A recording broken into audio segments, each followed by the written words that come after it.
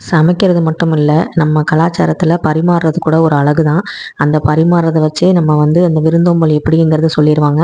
அப்படிப்பட்ட அந்த விருந்தோம்பலை இன்றைக்கி நானும் வந்து ஃபீல் பண்ணேன். ஏன்னா நம்ம வீட்டில் வந்து பெரிய விசேஷம் எதுவுமே கிடையாது. இன்றைக்கி என்ன ஸ்பெஷல்னால், யோகிக்கு வந்து லீவு, மழை பெய்யுது, இது 2 தான் ஸ்பெஷல்.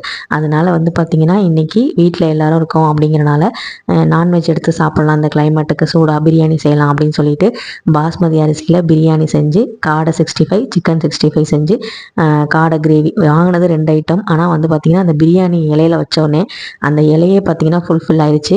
இது வந்து சாதம் குழம்பு அது வச்சா கூட கொஞ்சம் எக்ஸ்ட்ரா நம்ம நிறையா செய்கிற மாதிரி இருக்கும். ஆனால் ஒரு பிரியாணி ஒரு சைடிஷ் இருந்தாலே அந்த இலையே வந்து ஃபுல்ஃபில்லாக அழகாக தெரியும்.